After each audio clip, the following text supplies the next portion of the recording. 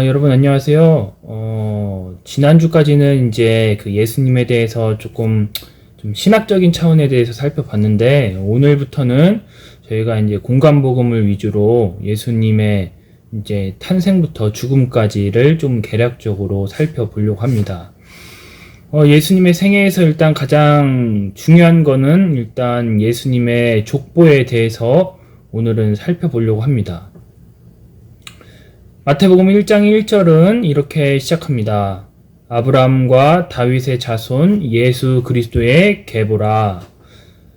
마태복음 1장 1절에서 첫 스타트를 아브라함이 끊습니다. 창세기 12장을 보시면 아브라함의 부르심이 나옵니다. 하나님께서 명확히 아브라함에게 보여주지 않았습니다. 보여줄 땅으로 가라. 우리가 이제 잘 알고 있듯이 보여줄 땅으로 가라 라고 명령을 하셨습니다. 그리고 아브라함은 하나님의 말씀을 믿고서 따릅니다. 창세기 12장 4절 말씀입니다. 이에 아브라함이 여호와의 말씀을 따라갔고, 여기서 따라갔고 라는 말은 붙잡다 라는 의미로도 이제 많이 성경에서 쓰입니다. 이 비슷한 말이, 이 따라갔고라는 이 비슷한 말이 룻기에는 이렇게 쓰입니다. 룻기 1장 14절입니다. 그들이 소리를 높여 다시 울더니 오르바는 그의 시어머니에게 입맞추되 룻은 그를 붙쫓았더라. 여기서 붙쫓았더라 라는 말이 이제 창세기 12장 4절에서는 따라갔고 라는 말로 그렇게 쓰인 겁니다. 룻이 자신의 시어머니를 꽉 붙잡고 떨어지지 않았듯이 아브라함도 하나님의 말씀을 꽉 붙잡고 따라갑니다. 그러니까 아브라함의 믿음의 그 한 걸음이 결국 예수 그리스도의 탄생의 출발점이 되었다라는 이야기입니다. 그의 믿음의 한 걸음이 역사의 분깃을 가르는 분수령이 된 것입니다. 물론 아브라함은 여기까지 본인이 생각하지 못했을 것입니다. 하지만 하나님의 일하심은 항상 작은 한 걸음에서부터 시작을 한다라는 것을 우리는 명심을 해야만 합니다.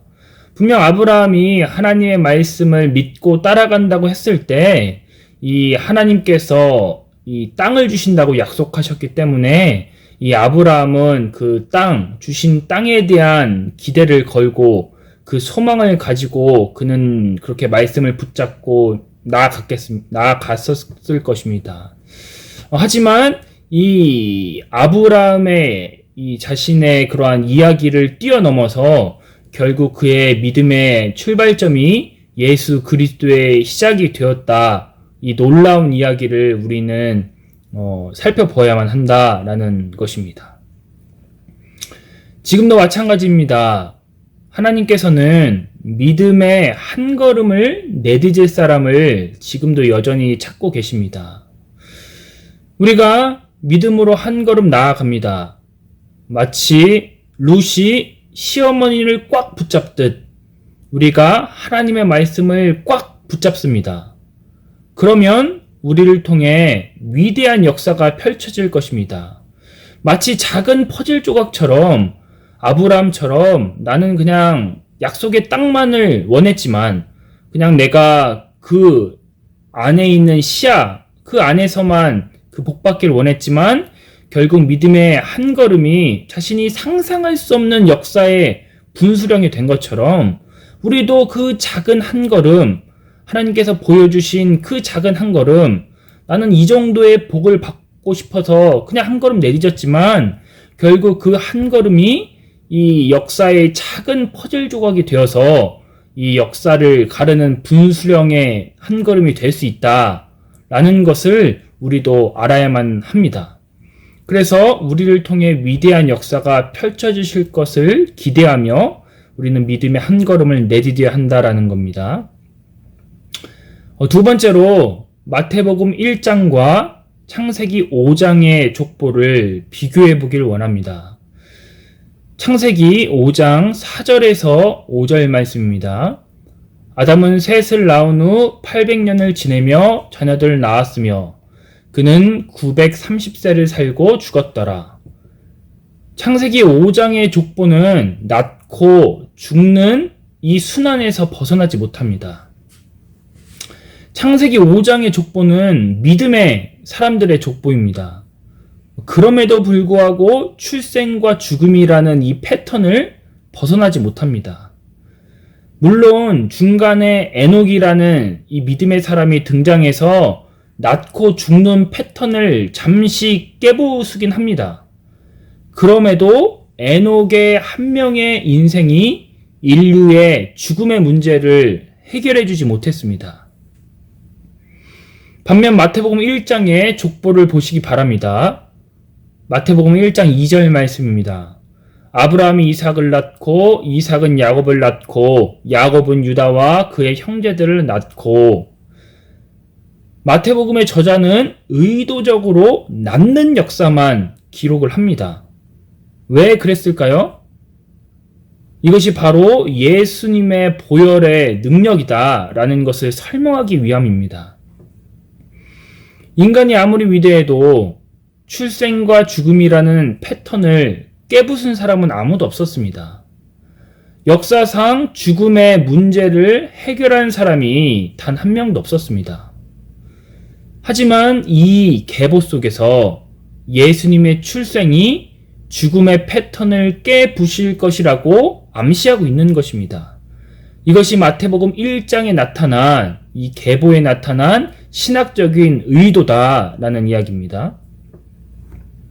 마지막 세 번째로 여러분들도 많이 들어보셨겠지만 예수님의 계보에 든 여인들을 짧게 살펴보려고 합니다.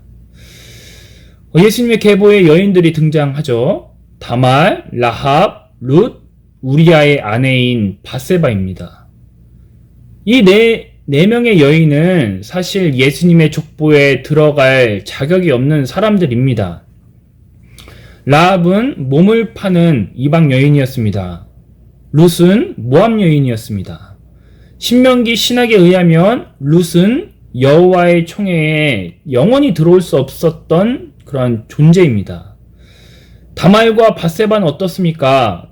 사실 유대 출신이긴 하지만 콩가루 집안입니다. 다말은 시아버지와 동침해서 자녀를 낳았고 바세바는 모두 다 잘 아시리라 여러분들 생각합니다. 그런데 이러한 콩가루 같은 집안도 예수님의 족보에 들어갔습니다. 여러분 어떻게 이럴 수 있었을까요? 이것이 예수님의 보혈의 능력이다라는 겁니다. 우리들도 마찬가지입니다. 나의 형편, 나의 상황과 상관없습니다. 예수님의 족보에 들어만 간다면, 그리고 오늘 첫 번째 말씀처럼 룻이 시어머니를 붙잡았듯이 우리도 예수님의 그 옷자락을 붙잡는 인생을 산다면, 비록 나의 삶이 콩가루 같은 집안이라고 할지라도, 비록 나의 삶이 이 혈류증 앓는 여인처럼 많은 의사에게 찾아갔지만 효험이 없었던 그러한 부정만 일삼는, 내가 닿는 모든 것이 다 부정한 영역으로 변질되는 그러한 이 콩가루 같은 삶이라고 할지라도 결국 예수님의 옷자락을 붙잡으면 그 예수님의 족보에 들어가게 되는 것입니다. 그리고 생명의 충만함이 우리들의 인생에 깃들이게 된다라는 겁니다. 자격이 없음에도 불구하고 우리는 예수님의 계보에 들어가게 된다라는 이야기입니다. 오늘 주신 말씀 기억하면서 여러분들이 아브라함처럼 말씀만 꽉 붙잡는 인생, 비록 나의 삶이 정말 비참하고 콩가루 같을지라도 예수님의 계보에 들어가는 인생, 그리하여 생명의 충만함을 받는 인생, 그러한 인생 여러분들이 이번 한 주 살아가시면서 경험하시기 바랍니다. 그러면 또 다음 주에 뵙겠습니다.